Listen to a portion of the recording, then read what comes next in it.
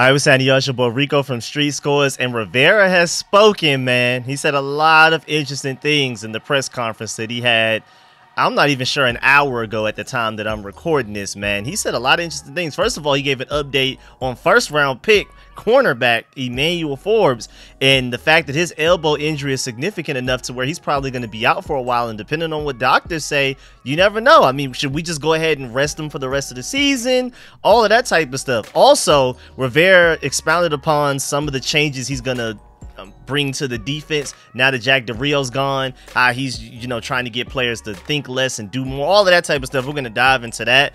Also, he said in his press conference that he's taking input from players and coaches about what they should do for the remainder of this season. So he's opening his mind. Typically, he either lets Jack Del Rio run it all and Eric Bieniemy run the entire offense, or he has complete control. Now he's trying to do a thing to where he's actually taking some input and collaborating, because he doesn't typically collaborate. He usually lets somebody else have it, or he does it all himself. So it's really interesting. I mean, the most collaboration I've seen him do is like GMing, and then but when he brought in Martin Mayhew does a lot of the stuff, and then Ron Rivera just kind of does the sign off at the end type of thing. So I'm not even sure if that's a full-on collaboration. So this is going to be really interesting to see Rivera collaborating as far as taking the input for various things, as far as coaching styles, what to do on defense, all of that type of stuff. And we're going to do a full dive. Like, the majority of this video is going to be talking about his changes on defense, because I'm really excited to see what these are going to do. Not even just necessarily for the 2023 season, because again, we're in draft pick sweepstakes right now, but I'm really interested in seeing how that could affect us 2024 and beyond. You'll see. But before we dive into all of that, make sure you stiff arm that like button, stiff arm the subscription button, and stiff arm the bell next to that subscription button so you get notification each and every time I release an informative and opinionated video just like this one. Again, be on the lookout for the daily uploads. Also, I set a premiere from my full Eugene Shin breakdown. It's finally done. I'm super excited. It's one of my favorite videos that I've worked on in a while, at least like the past few weeks, probably even the last couple of months. So I'm super excited to show y'all that. So I decided to set it as a premiere on my birthday, November 30th. So I will pull up and be in there watching it with y'all and everything like that. So I'm super excited. So make sure y'all pull up for that. That's November 30th on a Thursday. Make sure y'all pull up. I have it scheduled for 3 p.m. And also be on the lookout for a lot of content. Again, I'm doing everything I can to make sure I'm coming out with daily content. If I even have to release 2 videos in a day, I will, like I did yesterday. So stay tuned for all of the content. I'm super excited. And again, YouTube is no longer tripping, so we're back full force. You can become a channel member, donate through the super chat, donate with the $, comment, even for a video, live streams, everything. CashApp, PayPal, however you want to do it. I really appreciate it, because I'm saving up to make the stream better. Most notably with a stream deck, so we can have more reactions like you see in my live streams, where I have like Sam Howell celebrating after we score a touchdown and things like that. I want to have more reactions, but this stream deck is smaller and limited, so that's one of the main things I'm saving up towards. So man, I really appreciate y'all. Make sure y'all pull up November 30th on my birthday to watch the Eugene Shin breakdown premiere, because if there's any reason to be optimistic about the 2024 Commanders and beyond, that's probably my #1 reason. And that breakdown even had me a little like, okay, after figuring out who he is and how he works and his track record and what he plans on potentially doing with the Commanders, I got really excited, man. So make sure y'all pull up for that. Again, November 30th on Thursday. And without further ado, man, sorry for the really long intro. Just had some announcements to make. Without further ado, let's get it. He's our quarterback for the 5-10 years, and I truly believe that.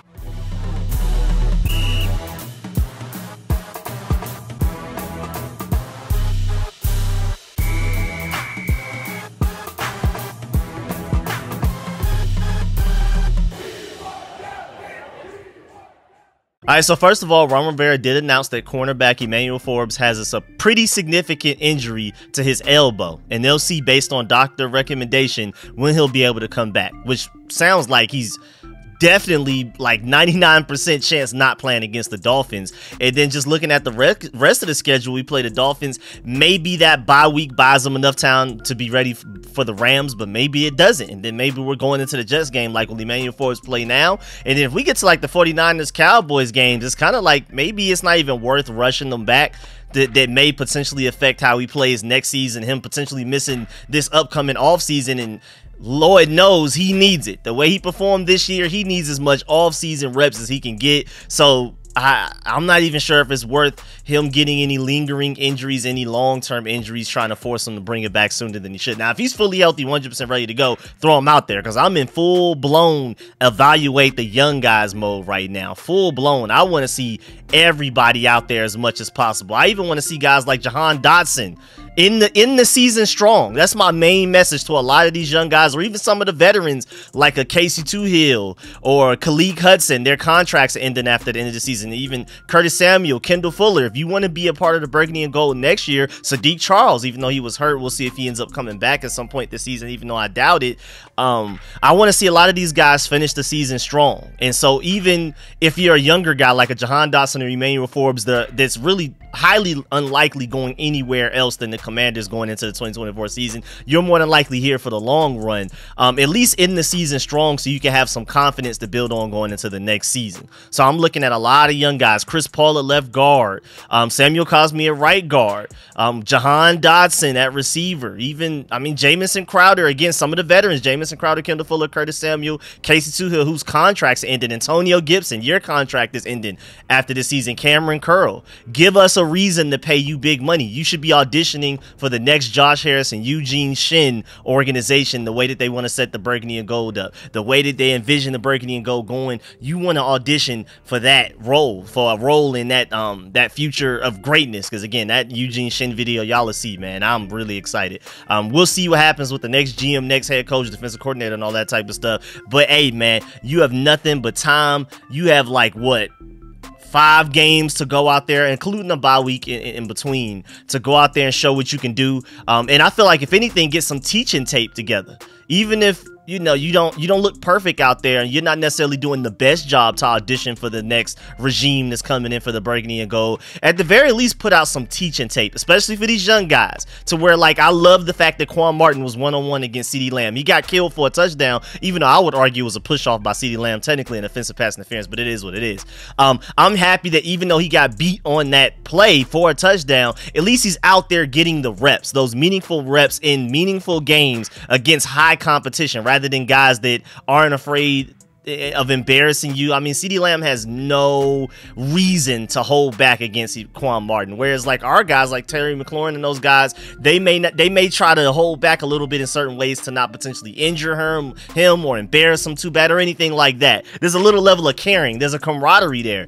But like him going against a CeeDee Lamb has no love for Quan Martin in his heart at all for any reason whatsoever. So I need more snaps like that. And even though he got beat, that's just teaching tape moving forward. When Quan Martin gets into the offseason, we get the training camp and stuff like that, or even mandatory mini camps, or even before all of that, when he's just working out in the offseason on his own, he has teaching tape to be like, man, that CeeDee Lamb situation, if I would have just done this differently, maybe I could have actually contested that and forced an incompletion, or maybe even got an interception, or even just something as simple as, man, I got beat because I don't know, my lower body wasn't strong enough, so I need to really go hard on focusing on strengthening up my lower body and random things like that. My hand-eye coordination. I need to be better at reacting to wide receivers breaking on their routes, because he got beat once CeeDee Lamb went outside. He was running up and he started to run his out route as soon as he made his break. And again, it was a slight push-off in my opinion, but Quan Martin, that's when he lost. From there, he was cooked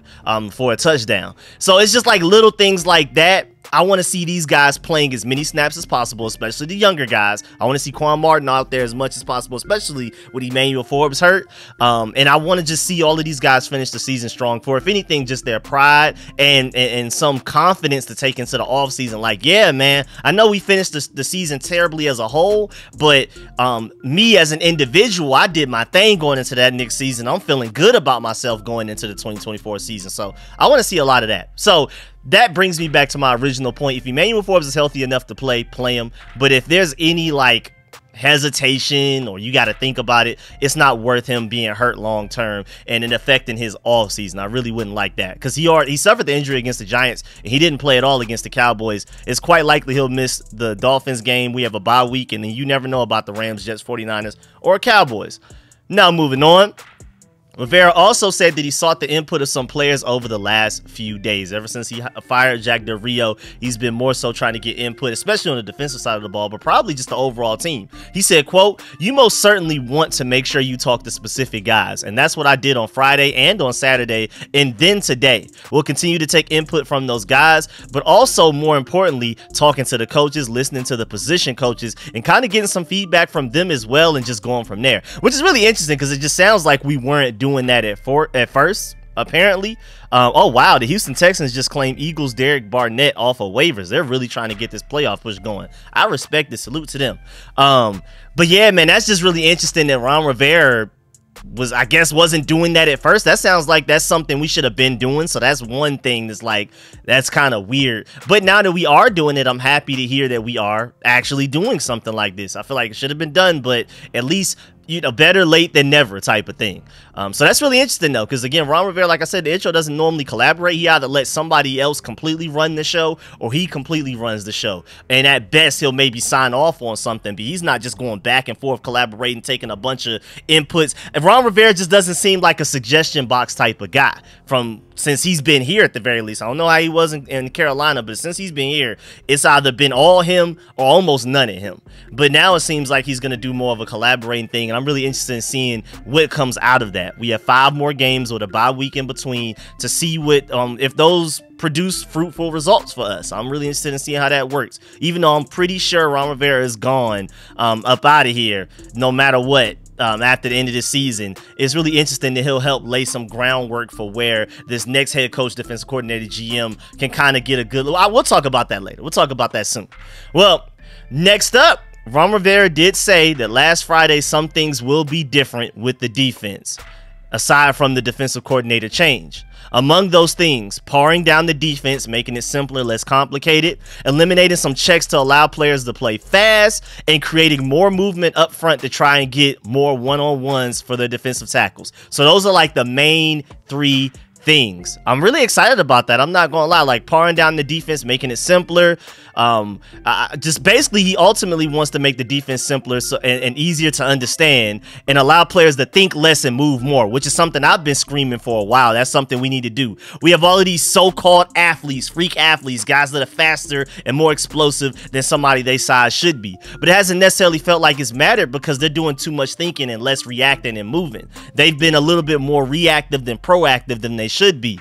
And so I just think having guys with that much athleticism thinking too much is just criminal in general. So simplifying the defense should be an interesting trial period. That's probably the thing I'm most happy about with Jack Del Rio being fired mid-season, because now we're going to get a trial period to basically look at, let's see if this works with these group of guys. Let's see if this works with this individual. Is Quan Martin better in a certain defense, it like man zone or whatever, 3-4, 4-3, stuff like that? I think we need to experiment that much. Let's go ahead and just switch to a 3-4 and see what happens, even though we kind of have been playing a 3-4 defense with a lot of 5 defensive linemen alignments anyway. But I'm thinking it's time to experiment and see what works for who, and because maybe zone coverage works better for one corner and man coverage works better for another corner. And now we know, as the next regime come in, the next GM, next head coach know, okay, whichever system we're picking, it doesn't sound smart to have both of these guys, because no matter what we're doing, somebody's not at their best. So we need to get rid of one of these corners and focus on building the defense around this corner type of thing. You know what I'm saying?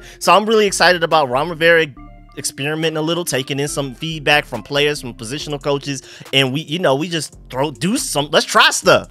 We're at the point of the season, why not just try stuff? Again, the main thing is to evaluate players, to get some teaching tape and stuff like that, for them to learn and get better and for them to develop. But secondary, right behind it, a close second to me, is let's just try some stuff and see what works better for these players. So again, just going from Jack Del Rio to what Ron Rivera is trying to do to make the defense simpler. What's the point of having all of this speed on the team just to not allow them to use it to their highest capabilities, man? So I'm really excited about the fact that we're going to see what a simpler defense does for us. I'm really curious to see how that happens. Remember, match coverage is not for everybody. It's the highest ceiling coverage you can run, but it's also one of the lowest floors. It's the biggest boom or bust, high risk, high reward coverage schemes that you can deploy for a defensive coordinator. That's what we've been running, and by the evidence and the data we've seen and the film we've seen so far this season, we would get more of the risk than the reward this year. So we'll see what happens with that. Also, which how much money we are paying the interior defensive linemen, I'm excited that Ron Rivera wants them to be more productive, and he's thinking about and hoping to jumpstart that by getting them in more one-on-one situations rather than because I feel like Jonathan Allen and Deron Payne have not been very productive this year in general. Like, they haven't flashed as much, but they have not been as bad as people think. They just been getting double teamed a lot, or they run plays away from them so that they don't have as much impact, especially now that Chase Young and Montez Sweat are gone. Offensive lines and offensive coordinators are literally focusing everything they have to stop Jonathan Allen and Deron Payne, and they're basically just daring Casey Tooler and James Smith-Williams to do something about it. Ron Rivera is trying to get our defensive linemen in situations to where Deron Payne and Jonathan Allen are able to make more plays, and that's more one-on-one situations because they can eat one-on-ones. It's the double teams that, everybody struggles with. Everybody's worse getting double teamed than going in one-on-ones. Everybody. There's a clear disparity in efficiency when it comes to how well you play with one guy blocking you versus two guys blocking you. The more we can get Deron Payne and Jonathan Allen blocked by just one guy any particular play, the better for them, the better probably for our defense and the entire team. So that's one thing that Ron Rivera wants to focus on. And again, I'm very excited about that, man. I really am. Also, again, he wants to make the defense simpler in ways to where he's eliminating some checks and allowing players to just do you, man. Don't overthink it. Just do you, man. Don't even worry about what we called and stuff like that and worrying about this and that. Just fly, man. Just fly. Do whatever feels natural. Become more instinctual. He's trying to grow instincts in these players, especially these younger guys like a Jamin Davis. And I'm excited to see how that turns out. That can end up making our defense worse. It can end up making it way better. We'll see. Who knows? Again, I'm just excited that this is going to be some type of trial period. Also, I think, as in me, Rico of Street Scores, that we will naturally just run way more zone coverage and way less man coverage going from Jack Del Rio to Ron Rivera. Ron Rivera didn't say that exactly in his press conference, but that's just me knowing how Ron Rivera likes to run his defenses and how Jack Del Rio likes to run his, and where they differ. They have some similarities, but where they differ is that Ron Rivera is very zone-based and Jack Del Rio prefers to run more man if possible, but no NFL team is out here running more man than zone, just the way that the NFL dictates it. It's a passing lead. If you out here running man more than you run zone, you're gonna get cooked. It's inevitable. So even though Jack Del Rio doesn't run more man than zone, he runs quite a bit, like a significant much more man than Ron Rivera would. So we're gonna probably see our DBs in more zone coverage than we have been. That's gonna be really interesting to see how they deal with that. Also, before we move on, Ron Rivera said in his press conference, we have to be better. We know that. I think shaking it up now gives us an opportunity to do things differently and play some guys differently and see what's going on and see if we can do things to make some things happen in a positive sense. So again, back to my point, this is going to be a really fun trial period where we try different things with players that we weren't normally doing. And maybe it will set them up for failure and make them worse, or it could potentially work out and make them better. But at this point, winning games is not the priority. Evaluating players and learning what guys do best and what they're good at, what they're not good at, and stuff like that is the most important thing. So since we've been basically doing the same thing all year, we don't have a great idea of what Quan Martin would be best at, what Jamin Davis would necessarily be best at, but even though he's been here for a few years. Emmanuel Forbes, I hope he gets healthy. We can start to experiment with his coverages. Like, does he prefer to be in zone? Does he prefer to be an off man, press man, bail coverage, all of that type of stuff? We can start to experiment with things like that. I'm really excited about seeing, and I hope we do stuff like that on the offensive side of the ball too, please. I really hope we do that. Also, shouts out to the Washington Post, Nikki Javala, and I believe this is Emily Giambalvo. It's really blurry for some reason. I don't know why. Maybe it's me. I don't know. But shouts out to them because they came out with an article titled, "Does firing an NFL coordinator midseason actually help a team?" They brought up a good point. Some positive effects on defense. In general, midseason coordinator changes are rare. Since 2010, 38 teams have had multiple offensive and defensive coordinator changes during a regular season, according to that website, True Media's Game Logs. Some of those changes occurred after head coaches were fired and coordinators were elevated to interim roles, or when interim coaches change their staff. So keep that in mind as well, that it's not necessarily the coordinator getting fired. It's just the head coach is gone. Now the coordinator moves to the head coach which is technically why he's no longer that coordinator anymore, or the new interim head coach just prefers to try a different coordinator anyway. Either way though, teams have replaced offensive coordinators during the season about twice as often as they do defensive coordinators. So offensive coordinators get fired and replaced midseason way more than defensive coordinators do, basically about double. But that's because it's a passing league. It's an offensive league. If you can't succeed in offense, what can you succeed at? I understand defense you kind of gotta, yeah, good offense is always going to be good defense in the NFL. That's just how it's literally set up for the offense to win. I'm gonna keep saying it. Offense leads the points, points leads the views lead the money. The NFL literally wants offenses to always be better than defense. They don't want it to just be an onslaught of 90 to 90 games. There has to be some level of balance, but the offense is always going to lean over the defense by the way that the rules are set up and everything like that. So I'm not surprised that defensive coordinators get fired less often, because it's kind of like, what do you want me to do? What can I do against Pat Mahomes and that Chiefs offense? What can I do against Tua Tagovailoa and that Dolphins offense? I mean, how much can you really slow down Tyreek Hill and those guys?